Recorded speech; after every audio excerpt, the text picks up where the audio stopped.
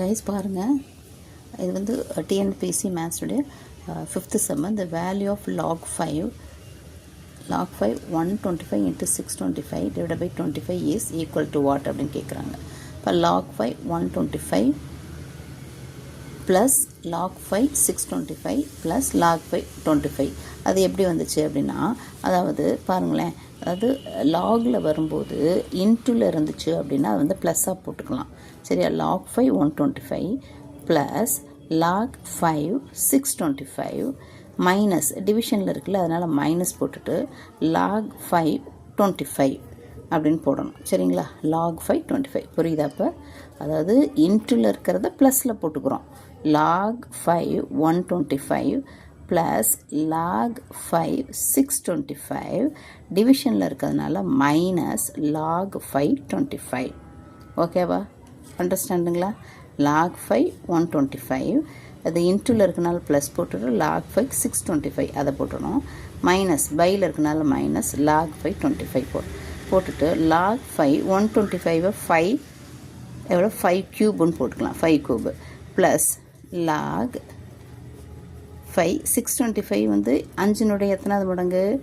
5 மடங்கு. சரிங்களா?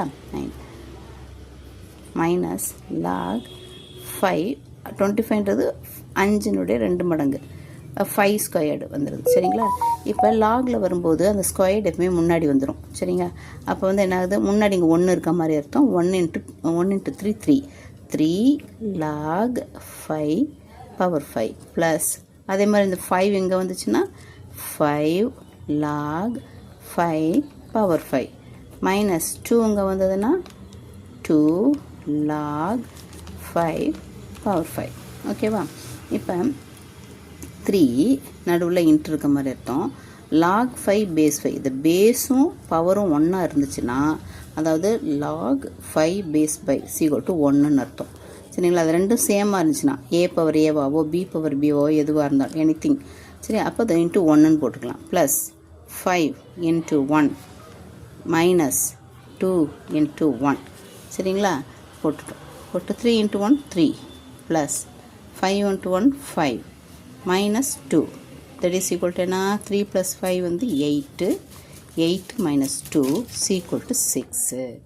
சரிங்களா? ஆன்சர் வந்து என்னன்னு கேட்டிங்கன்னா 6. இதுதான் ஆன்சர். ஓகே, ப்ளீஸ் சப்ஸ்கிரைப் பண்ணுங்கள், லைக் பண்ணுங்கள். ஏதாவது ஒன்றா கமெண்ட்டில் சொல்லுங்கள் ப்ளீஸ்.